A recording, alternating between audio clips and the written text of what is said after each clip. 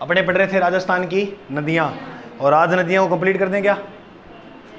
नहीं क्या कर देंगे आज, देखो। और विशेष सूचना ये है कि दिल्ली पुलिस और एलडीसी का जो नया बैच है वो विजन इंस्टीट्यूट में शुरू हो गया है। जो कोई आपके संपर्क में साथी तैयारी कर रहा हो तो उनको बता देना।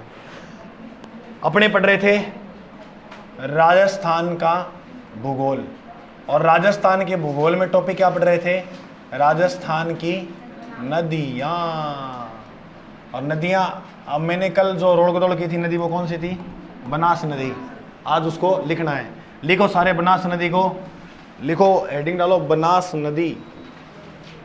बनास नदी। रोड़ गदौल तो होगी नहीं थारा काला, आज को नहीं हुआ है। आज लिखेंगे ना तो बिल्कुल सिंपल है ये। बनास नदी के उपनाम तो मैंने लिखा दिए थे, तो अब देख लो आगे क्या लिखना है। इस नदी पे प्रमुख 3 बांध बने हुए हैं। प्रमुख कितने बांध हैं? 3 बांध है। कितने बांध है? 3।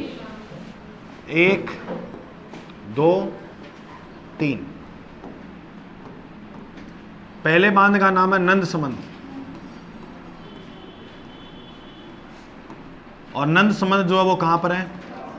इसे राजसमंद की जीवन रेखा कहते हैं, लाइफ लाइन। राजसमंद की जीवन रेखा बोलिए किसे कहा जाता है? अब 2 नंबर जो है उसका नाम है बिसलपुर। 2 नंबर बांध का नाम क्या है? बिसलपुर बांध। और बिसलपुर जो बांध है वो किस जिले के अंदर है? बोलिए टोंक में। कहां पर? टोंक में। अब देखते रहना।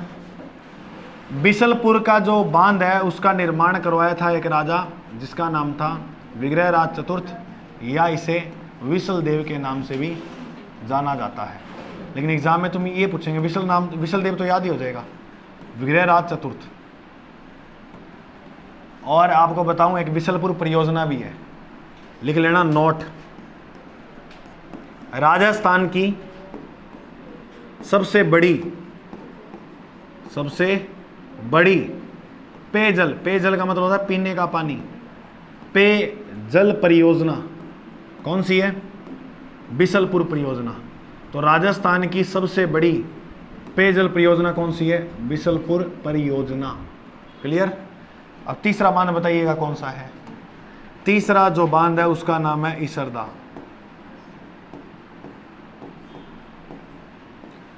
कौन सा बांध है?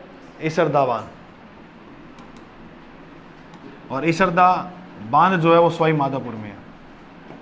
कहाँ है? सवाई माधोपुर में। चंबल नदी पे कुल कितने बांध हैं? 3 बांध। समझ में आ गए? 3 बांध जो कल लिखाए थे ना। अब हाँ, बनास पे सॉरी, चंबल पे 4 है, बनास पे 3 है। पहला बांध कौन सा है? नंद समंद। दूसरा बोलो बिसलपुर। तीसरा, अब बताया जाता है कि जो बनास नदी है, बनास नदी, एक स्थान है रामेश्वर। रामेश्वरम स्थान कहां पड़ता है? सवाई माधोपुर। अरे बोलो मत तुम, ये ऊपर वाला सवाई माधोपुर, ये भी सवाई माधोपुर। रामेश्वर सवाई माधोपुर में चंबल नदी में मिल जाती है। कौन सी नदी में मिल जाता है जल इसका?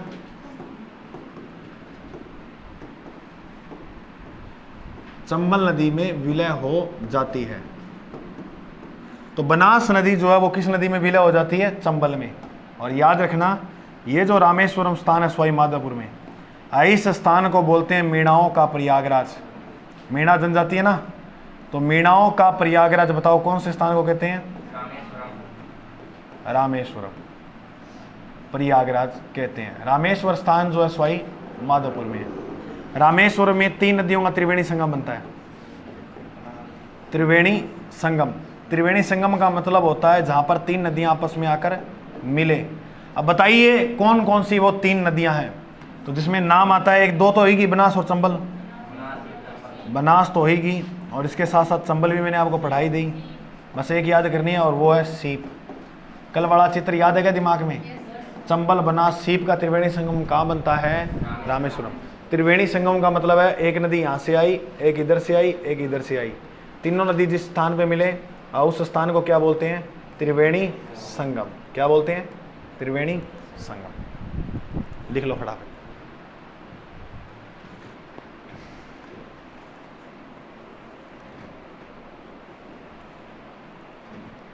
और बिसलपुर में एक बात रखना, यह जयपुर और अजमेर को जलापूर्ति करा देती है। जयपुर व इस बात से जयपुर व अजमेर को क्या होती है? जलापूर्ति।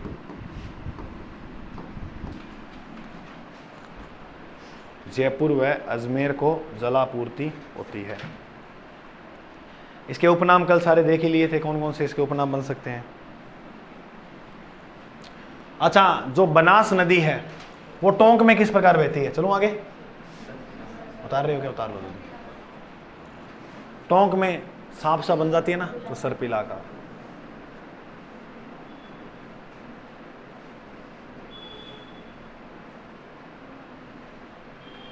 चलें आगे, लिखो बनास नदी टोंक में सर्पिलाकार बहती है, और टोंक को दो भागों में बांटने वाली नदी भी यही है। अब मेन जो बात है वो लिखो बनास की सहायक नदी। कल लिखाई थी ना, कितनी पढ़ाई थी, अब वो आज उनके नाम लिखो। बनास की सहायक नदी, कौन कौन सी नदियां हैं जो बनास की सहायक बन जाती हैं? तो इसकी एक ट्रिक याद रखना, मेको भिखारी मामो ढूंढ। मेको भिखारी मामो ढूंढे।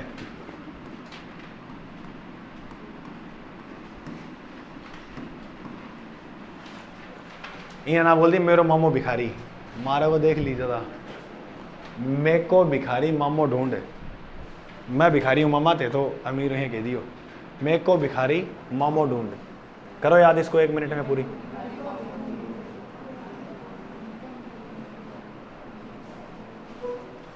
याद हो गई? चलो, मे से बोलो मेनाल। मे से कौन सी नदी हुई? मेनाल नदी। कौ से नदी कौन सी हुई? कल मेनाल पढ़ा दी थी, कोठारी रह गई थी, एक तो ये पढ़ानी आज। बी से खारी से खारी, और बी से याद रखना बेड़च। कौन सी नदी? बेड़च। और माँ से मासी, और मौ से मोरेल। चैनपुरा जयपुर से निकलती है ना, मोरेल नदी। और ढूंढ से, ये सारी सहायक नदी जो है वो किसकी सहायक है? मासी नहीं, मानसी।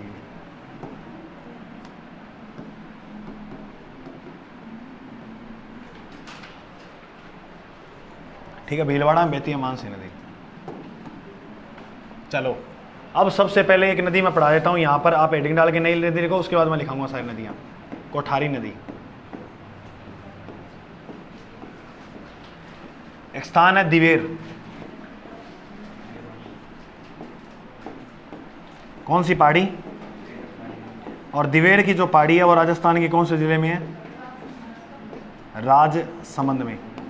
देखो, कल मैंने आपको एक नदी करवाई थी और वो नदी इस प्रकार से निकली थी राजसमंद से ही, और ऐसे निकल कर वो नदी ऐसे गई थी ना, और नदी वो कौन सी थी? बनास। ठीक है, लेकिन एक नदी दिवेर की पहाड़ियों से निकलती है और यहाँ से निकलकर इस प्रकार बहती हुई और भीलवाड़ा में अपना पानी यहाँ डाल देती है। चलो आइए नदी पढ़ते हैं, ये कौन सी है। पहले तो बताओ, ये जो दिवेर से नदी निकली, इस नदी का नाम क्या है? कोठारी। कौन सी नदी है? कोठारी नदी।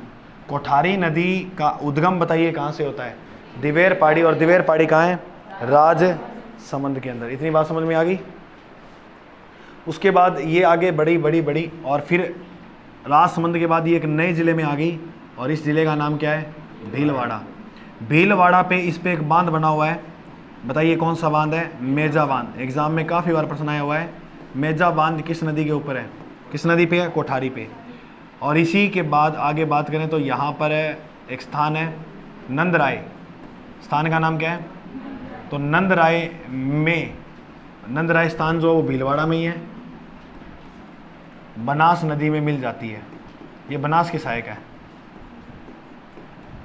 तो ये बनास नदी में क्या हो जाती है? विलय। नंदराय नामक स्थान पर बनास नदी में मिल जाती है कोठारी नदी। कोठारी नदी से एग्जाम में बार बार प्रश्न आ जाता है क्या, देखो इसके किनारे काफी सभ्यताएं की खोज हुई थी। कोठारी नदी के किनारे सभ्यताएं कौन कौन सी मिली थी किनारे, ये प्रश्न बहुत बार आते हैं एग्जाम में। जिसमें सबसे ज्यादा इंपॉर्टेंट सभ्यता जो है उसका नाम है बागोर। कौन सी सभ्यता, बागोर सभ्यता। भीलवाड़ा किस नदी के किनारे है, ओजियाना।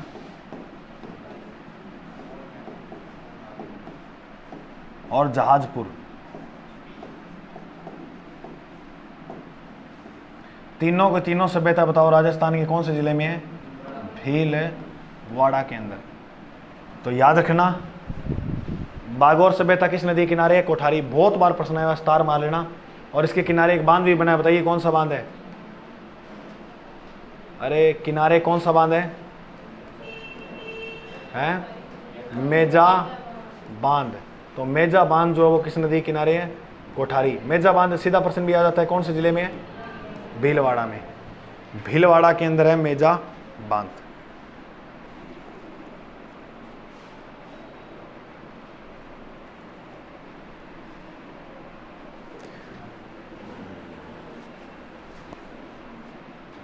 तो एक बार फिर देखो, बनास की सहायक नदी,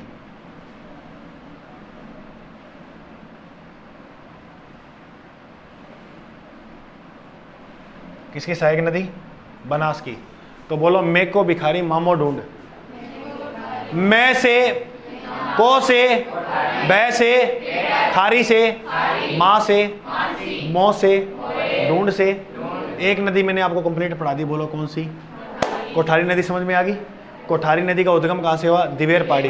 राजसमंद निकल के फिर कटतल जाए भीलवाड़ा, और भीलवाड़ा में नंदराय नामक स्थान में किसी नदी में पानी डाल दे, आ नदी जी की आ किसी है, बनास। मेजा बांध किस नदी के किनारे है, कोठारी। बागौर ओजियाना जहाजपुर सभ्यता किस नदी किनारे है। रीट में प्रश्न आया था ओजियाना सभ्यता किस जिले में है, बागौर सभ्यता किस जिले में है, बागौर सभ्यता किस नदी के किनारे है। इतनी बात तुम्हें समझ में आ गई। चलो अब इसके बाद लिखो मेनाल नदी। थ्योरी लिखनी है बस, कल समझाई हुई है सारी। मेनाल नदी लिखो, लिखो सारे लिखो। मेनाल नदी उद्गम मांडलगढ़, मांडलगढ़ भीलवाड़ा में है ना। उद्गम मांडलगढ़ से बिगोद नामक स्थान पर, उद्गम मांडलगढ़ से बिगोद नामक स्थान पर। उद्गम तो कहां से हुआ, मांडलगढ़ से। वह विगोद नामक स्थान पे बनास में मिल जाती है। वह विगोद नामक स्थान में या विगोद नामक स्थान पर बनास नदी में मिल जाती है। अब आप लिखो इसके बाद, ये हो गई, बस इतनी है, ये हो गई, ये हो गई। अब लिखो बेड़च, बेड़च नदी। कौन सी नदी, बेड़च। देखो मैंने आपको बताया था बेड़च जो नदी है इसे एक नाम से और जानते हैं क्या, आयड। आयड को बेड़च भी बोल सकते हैं, क्या बोल सकते हैं। लेकिन अब देखो एक प्रश्न आता होता है इससे एग्जाम में, क्या, जैसे ये जो नदी है वो गोगुंदा से निकलती है, और गोगुंदा कहाँ है, उदयपुर।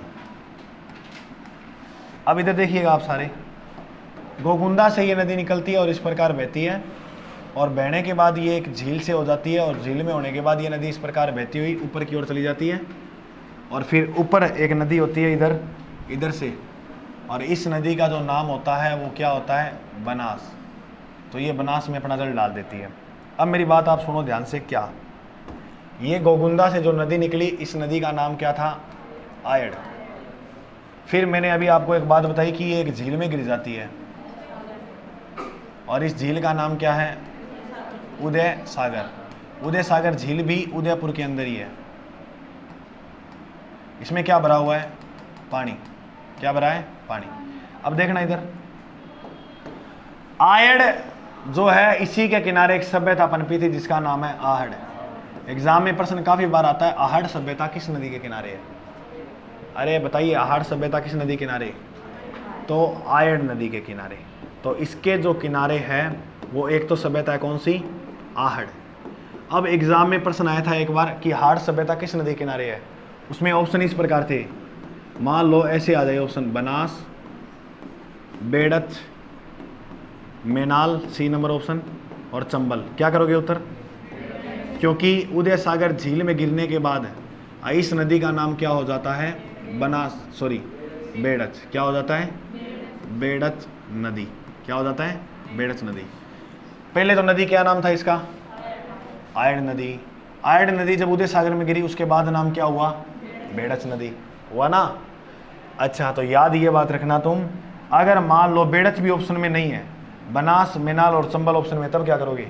तो आगे ये बताओ किस में मिल रही है जाकर, तब क्या करेंगे? लेकिन इतना ऐसा प्रश्न आता नहीं है, कभी आ जाए तो क्या करना तब बता रहा हूँ, क्योंकि आप पढ़ो ये टाइप हुआ है कि सारों क्लियर हो जाए।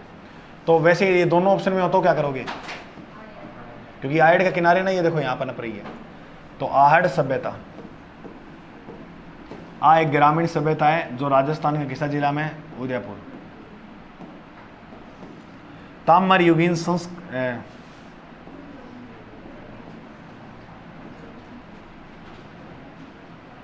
ताम्र युगीन सभ्यता कौन सी है? आहड़। राजस्थान में अगर पूछे ताम्र युगीन सभ्यता तो बताओ कौन सी है? आहड़। इसके बाद आप आगे लिखिएगा कि यहाँ पर एक स्थान है बिगोद, और बिगोद स्थान कहाँ पड़ता है? तो भीलवाड़ा में, ये बनास में मिल जाती है। इधर से एक नदी और आती है भाई, देखना सारे,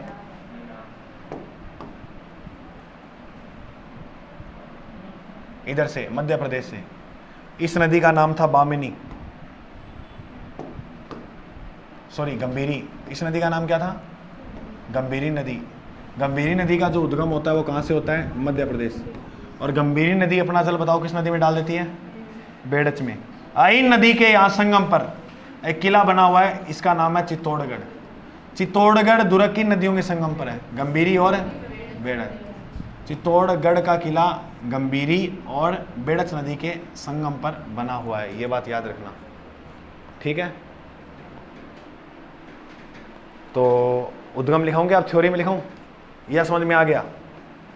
लिख लेना, आड़ नदी में उद्गम। इसका जो उद्गम होता है बताइए कहाँ से हो रहा है? गोगुंदा से। गोगुंदा से निकलने के बाद ये नदी उदयपुर के बाद कहाँ जाती है? चित्तौड़गढ़ में। देखो ये चित्तौड़ रहा, चित्तौड़ के बाद कहाँ जाती है? भीलवाड़ा। और भीलवाड़ा में कौन सी नदी में मिल जाती है? भीलवाड़ा में कौन सी नदी में? बनास। तो बनास में मिल जाती है, बनास नदी में मिल जाती है। ये थी आयड़ नदी।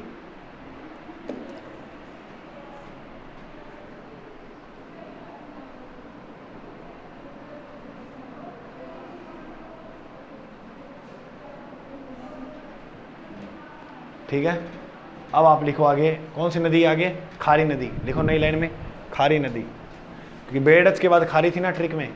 लिखो खारी नदी। खारी कल कराई थी, लिखो नई लाइन से उद्गम बिजराल ग्राम की पहाड़ी। कल कराई थी ना, बिजराल ग्राम की पहाड़ी। उद्गम बिजराम ग्राम से निकली, बिजराल नहीं लिखना आता क्या? आता है ना, तो लिखो बिजराल गांव की पहाड़ी। कहाँ पड़ती है बिजराल गांव की पहाड़ी? भीलवाड़ा में, सॉरी राजसमंद में। लिखो राजसमंद। ऐसे क्या देख रहे हो, निकल जाता है शब्द मुंह से। लिखो राजसमंद, फिर लिखो माइनस भीलवाड़ा, फिर माइनस राजसमंद के बाद ये कहाँ जाती है? भीलवाड़ा। भीलवाड़ा के बाद लिखो माइनस अजमेर। अजमेर के बाद लिखो माइनस टोंक। टोंक के राजमहल नामक स्थान पर, टोंक के राजमहल नामक स्थान पर, राजमहल नामक स्थान पर, राजमहल नामक स्थान पर बनास में मिल जाती है।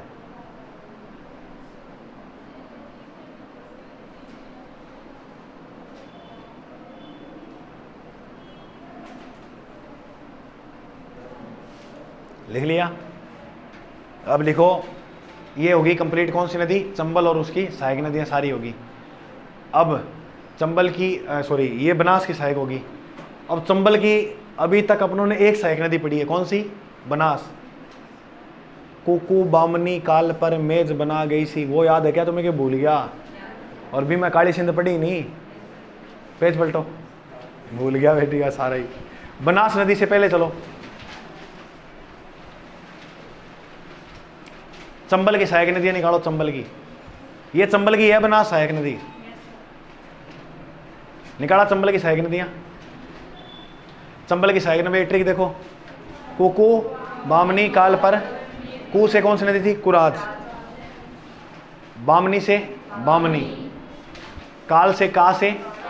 अच्छा अभी तो मैं थाने एक नदी पढ़ाई है किसी, अभी तो और घनी पड़ी है ना, है या नहीं? तो लिखो काली सिंधा वाओ चंबल के जीवन पे। ये तो सारी बनास की सहायक पूरी हुई है, बस आपको इतनी याद करनी है, बाकियों के नाम याद रखना जैसे करवाई थी। लिखो भाई काली सिंध नदी, काली सिंध नहीं सिंध, था ना बड़ो बढ़िया लगे रहे, उल्टा सीधा नाम लो क्लास में सवेरे। काली है, मरो कौन थे बोलो? हाँ, मध्य प्रदेश का एक जिला है देवास। लिखो एमपी का जिला कौन सा है? देवास जिला। काली सिंध आठों निकले, और आठों निकलने के बाद आ नदी यहाँ जावा देखो, राजस्थान में झालावाड़, और झालावाड़ में कोटा, और कोटा में जाके अपना जो जल है वो डाल देती है चंबल नदी में। ये कोटा, और इधर से एक नदी है चंबल, तो ये है काली सिंध। देखना सारे ध्यान से इधर, ये नदी कौन सी थी? काली सिंध। काली सिंध जो प्रवेश कर जाती है राजस्थान में, वो जिला है झालावाड़, और झालावाड़ के बाद ये नदी कहाँ चली जाती है? कोटा, और कोटा के बाद अपना जल कोटा में ही, बताइए कौन सी नदी में डालेगी? क्योंकि ये चंबल की सहायक थी ना, तो चंबल नदी में अपना जो जल है वो डाल देगी। तो आप लिखो इसमें, थ्योरी में लिखो, समझो थ्योरी लिखो सीधा, काली सिंध, इनको रट लेना, ये समझा तो दिया। और इसकी सहायक नदी रखना सागौद और उजाड़। आज क्या उजाड़ करोगे ऐसे बोलते हैं ना, तो कुछ नहीं याद करूँ, उजाड़ करूँगा मैं तो, उजाड़ और सागौद, ये दो सहायक नदी हैं इसकी। तो पहले लिखो आप ये, काली सिंध का उद्गम देवास जिला मध्य प्रदेश, देवास जिला मध्य प्रदेश, देवास जिला मध्य प्रदेश, लिख लिया। फिर माइनस लगाओ, माइनस, माइनस का मतलब होता है आगे कहाँ जाएगी? झालावाड़, झालावाड़ के ब्रैकेट में लिख लेना रायपुर, एक स्थान है झालावाड़ में रायपुर, वहां से प्रवेश करती है। रामपुर, रायपुर लिख, राय कर लो तो खुला टूटा थारा करता ना, राय करने में को यह करने में दिक्कत हो रही है क्या? तो कर लो, हो सकता है ये नोट्स जो लिखे हैं जिसने, वो मैं लिख देता हो, लिख दिया हो गया। ये नोट्स किसके बनाए हुए पता है तेरे को? तेरी है पता है? फिर खुश किया हुआ तो उन्हें कूटी आ जाएगी रे। अच्छा मैंने यह लिख रहा है, ए न क्या मत लिख देना, लिखो आगे। देवास जिला मध्य प्रदेश से ये नदी निकली, फिर माइनस झालावाड़, ब्रैकेट में लिखो रायपुर, माइनस कोटा, कोटा के नो नेरा, स्थान याद रखना, नो नेरा, कोटा के नो नेरा नामक स्थान पर, नो नेरा नामक स्थान पर चंबल में मिल जाती है, चंबल में मिल जाती है। कहाँ जाती है? चंबल में मिल जाती है। उसके बाद आप लिखेगा इनकी सहायक नदियाँ, लिख लो उजाड़ नदी और सागौद। पूछोगे उजाड़ किसके सहायक है? काली सिंध की। इसके नीचे नोट में एक नदी और पढ़ा रहा हूं, तुम्हारे कंफ्यूजन ना रहे, काली सील। कौन सी नदी? काली सील। ये बनास की सहायक है लेकिन मैं यहाँ पढ़ा दे रहा हूँ। काली सील नदी करौली की प्रमुख नदी है। एग्जाम में पूछे काली सील नदी के किनारे क्या है? किनारे, तो किनारे है करौली। क्या है? करौली। और करौली में एक मेला लगता है, बताइए किस देवी का? केला देवी का। केला देवी का मेला कहाँ लगता है? मीणा जाति के लोग जाते हैं क्या यहाँ पर? केला देवी के मेले मीणा जाति के लोग जाते हैं? अरे ये वही मेला लाखों में लोग इकट्ठे होते हैं, इसलिए इसे क्या बोलते हैं? लक्खी मेला। क्या बोलते हैं? लक्खी मेला। अच्छा, केला देवी करौली के अंदर है और केला देवी कालीसील नदी के किनारे है। यहाँ पर मीणा जाति के लोग लागोरिया नृत्य करते हैं। कौन सा नृत्य करते हैं? लागोरिया। गीत भी यही गाते हैं, नृत्य भी यही करते हैं मीणा जाति के लोग। ठीक है। और केला देवी राजस्थान की एकमात्र ऐसी देवी है जिसके कोई भी बलि नहीं चढ़ती। वो एकमात्र देवी बताओ जिसके बलि नहीं दी जाती। अंजनी माता का अवतार माना जाता है केला देवी को। तो क्या हूँ केला देवी? केला देवी का मंदिर कहाँ है? करौली। लिखो, कालीसील नदी के किनारे है करौली।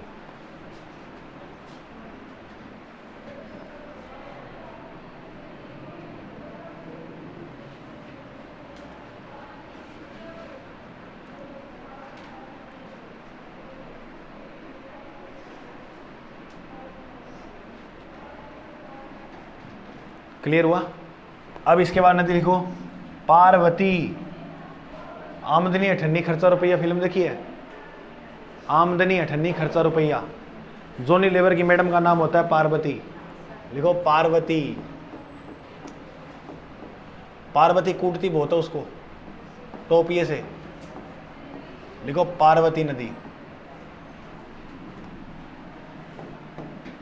पार्वती नदी।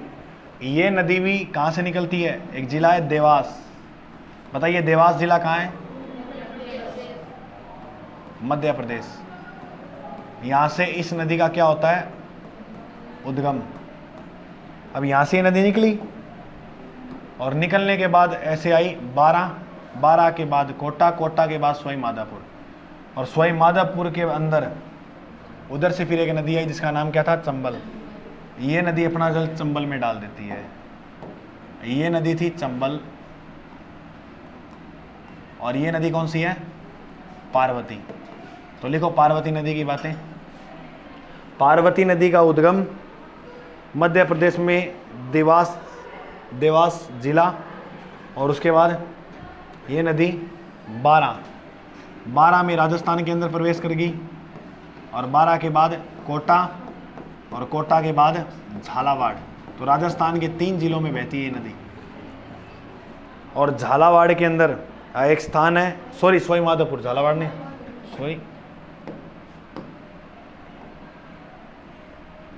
स्थान का नाम है सवाई माधोपुर में पालिया गांव है। कौन सा गांव है? पालिया गांव में चंबल नदी में मिल जाती है। तो लिखो आप, देवास जिले से निकली -12 माइनस कोटा, फिर माइनस सवाई माधोपुर में पालिया नामक स्थान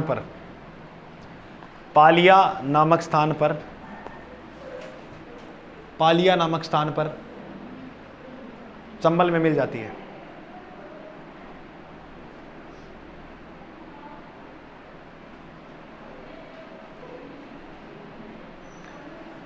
इसके बाद लिखिएगा परवन नदी। ये तो मैंने करवाया था ना, परवन नदी। क्या क्या इसके किनारे? बस इतनी बात रख लो, किनारे। 12 की प्रमुख नदी है किनारे। एक तो 12 जिला है। कौन सा जिला? एक शेरगढ़ दुर्ग है, और एक शेरगढ़ क्या है? अभयारण्य।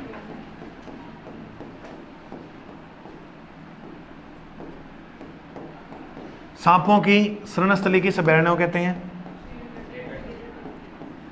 सांपों की शरण स्थली। सर्वाधिक घड़ियाल किस नदी में पाए जाते हैं? रे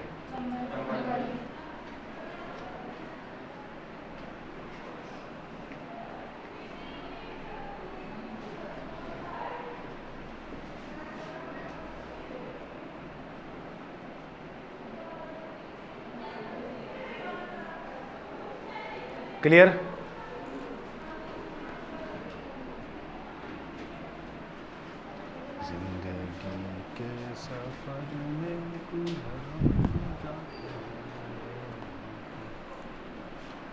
तो पार्वती नदी देवास जिले से निकली, 12 कोटा, सवाई माधोपुर, पालिया में।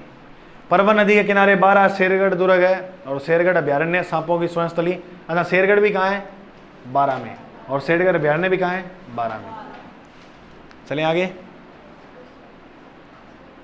लिखो लिखो फटाफट लिखो। अब लिखो बाणगंगा नदी, मोस्ट इंपॉर्टेंट नदी है। वैसे आजकल इसका पानी जाता नहीं है, लेकिन अभी पढ़ेंगे फिर मैं लिखा दूंगा इसके अंदर ही।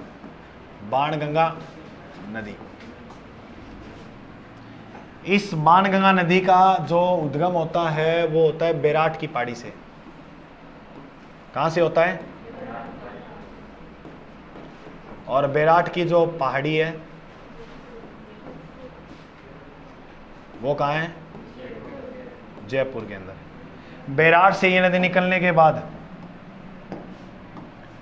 ये नदी बैराट से निकली, फिर दौसा, और दौसा के बाद, सॉरी बैराट जयपुर में, दौसा, दौसा के बाद अलवर, इस प्रकार से होती हुई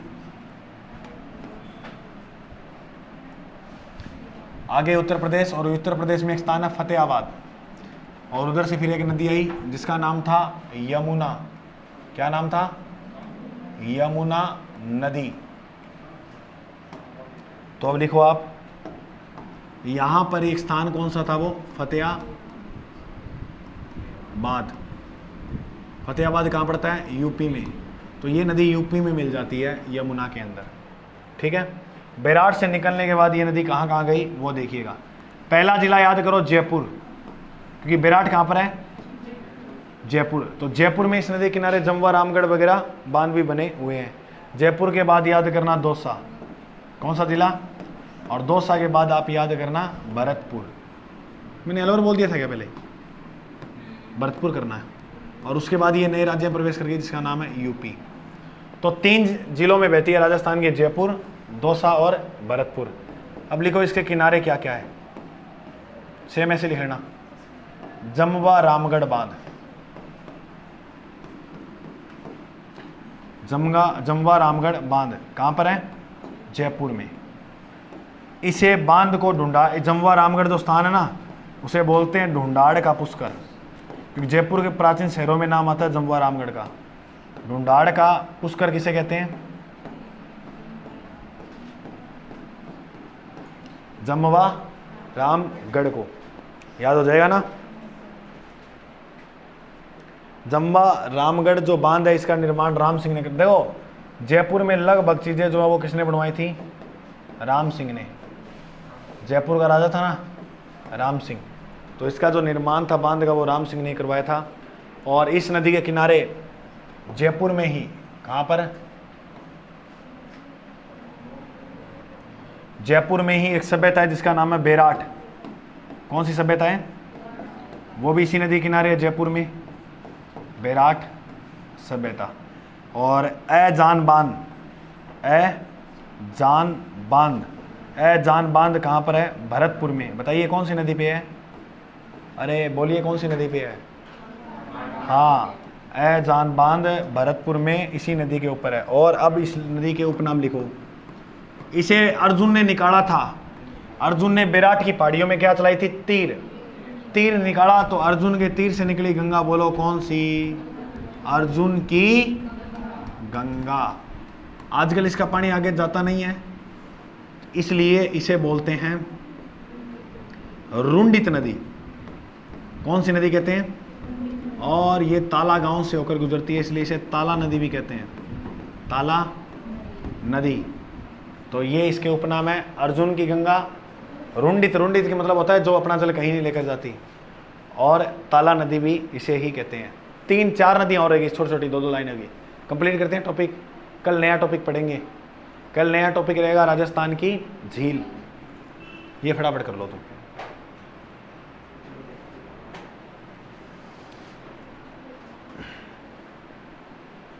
अजान बांध को एक अभ्यारण्य से एक अभ्यारण्य को जलापूर्ति करता है, ये केवला देव को। मत लिखो ये, मैं अभ्यारण्य में करा दूंगा।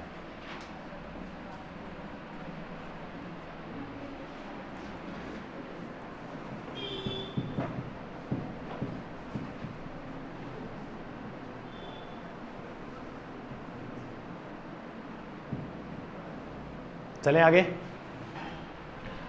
अब लिखो कौन कौन सी नदियां याद करनी है इसके अलावा। एक लिखो गंभीर नदी। गंभीर, एक गंभीरी थी, ये सीधा गंभीर लिखा हुआ है। गंभीर नदी, इसका उपनाम है ऊंटगन नदी। उपनाम ऊंटगन नदी, क्या नाम है? ऊंटगन नदी। उपनाम क्या है बोलिए? ऊंटगन नदी। ये करौली जिले की प्रमुख नदी है, इसलिए इस नदी के किनारे करौली में एक बांध है, पांचना गांव। कौन सा बांध है? पांचना बांध। पांचना बांध बताइए कौन सी नदी के ऊपर है? गंभीर नदी पे। कौन सी पे है? गंभीर में। पांचना जो बांध है, करौली में एक गांव है गुड़ला। कौन सा गांव? गुड़ला गांव।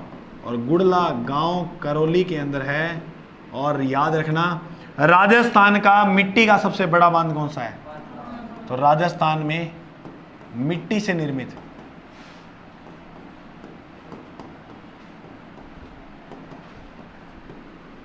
सबसे बड़ा बांध, राजस्थान में मिट्टी से निर्मित सबसे बड़ा बांध कौन सा है? पांचना। एक तो ये नदी लिखो। गंभीर नदी के बाद आप जो नदी लिखोगे वो लिखना मेज नदी। कौन सी नदी? मेज नदी। देखो सिंपल है ये भी। इस नदी का जो उद्गम होता है वो बिजोलिया से होता है। प्रश्न आ जाता है कि मेज नदी कौन सी है? मेजा बांध तो पढ़ लिया। बिजोलिया कहाँ पड़ता है? भीलवाड़ा। तो बिजोलिया भीलवाड़ा से एक नदी निकलती है जिसका नाम क्या है? मेज। ये नदी निकली बिजोलिया भीलवाड़ा के बाद कोटा, कोटा के बाद बूंदी, और बूंदी में जाकर अपना जल चंबल नदी में डाल देती है। ये नदी कौन सी है? चंबल। और ये जो है वो मेज नदी है। तो मेज नदी का जो उद्गम हुआ वो कहाँ से हुआ? बिजोलिया भीलवाड़ा से। उसके बाद ये नदी कहाँ गई? कोटा। और कोटा के बाद ये नदी कहाँ गई? बूंदी। और बूंदी में कौन सी नदी में जल डाल देती है? चंबल में। तो ये कौन सी नदी थी? मेज नदी।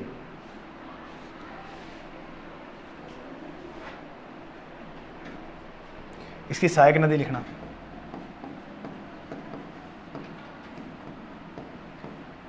घोड़ा पछाड़,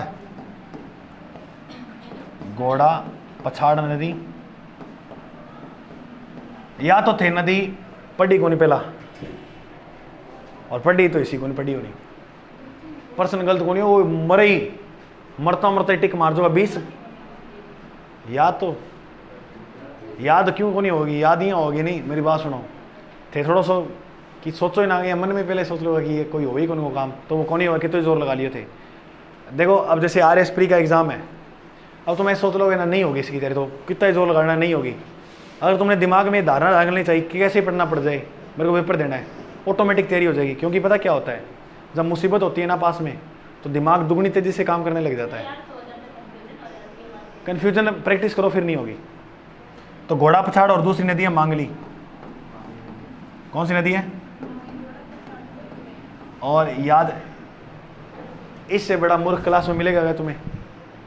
अब इसको मैंने बाघ की खाल भी बाढ़ काट के दे दिया, फिर भी यार पता क्या है? घोड़ा पछाड़ नदी कठों बेवे तेरे को बात तो क्या था? घोड़ा पछाड़ा होना आपके अंदर ठीक है, तो नाराज ना। तो मैंने सुने को नहीं, चलो जो भी है, फिर भी जितो करा दियो वो तो याद करो थे। फिर मैं थाना आगे कम कराऊंगे, मैं बहुत कराता हूँ तुम्हें, फिर ही थे। ओ बताओ किया हो गया? वो एक रहता ही है विद्यार्थी के। मांगली नदी, चलो कोई बात नहीं। मांगली नदी, मांगली नदी में लिखो एक जल प्रपात है जिसका नाम है भीमलत। भीमलत जल प्रपात किस नदी पे है? और बूंदी के अंदर है। ये कहाँ पर बना हुआ है? बूंदी में। लिखो भीमलत जल प्रपात बूंदी में। 2 नदी और है बस, एक बात कौन कराऊं, कसम थारी। इसकी एक और सहायक नदी है कुराल।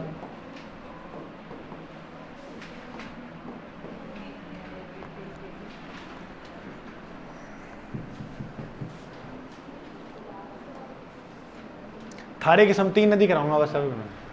3 होगी यार, नहीं 3 ही कराऊंगा बस पक्का। पहले लिखो चंद्रभागा, बोर्ड पे लिख देता हूं, एक तो कराऊंगा चंद्रभागा।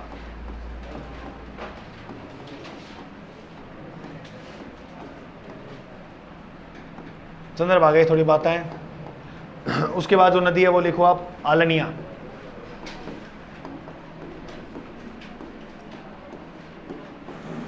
और जो लास्ट नदी है उसका नाम लिखो आप अरवरी।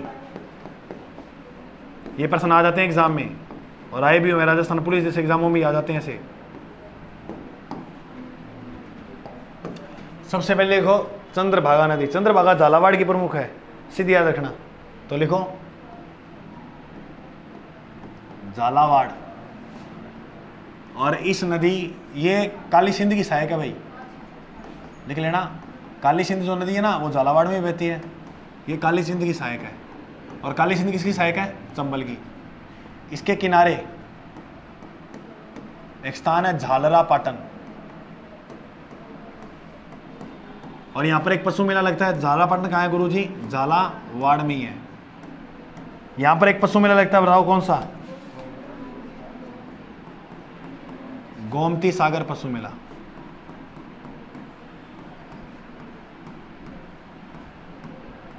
राजस्थान में कितने राज्य स्तर के पशु मेले लगते हैं? 10 राज्य स्तरीय पशु मेले।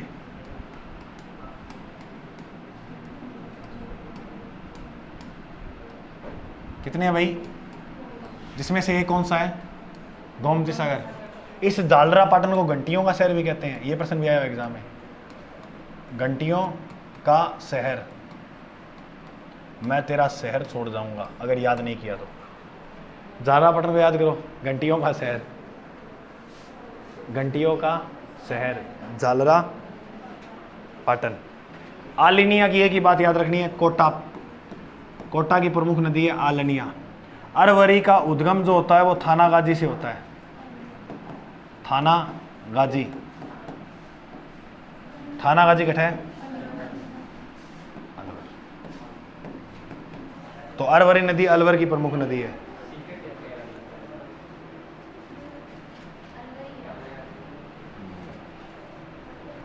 इस नदी के किनारे एक बांध है,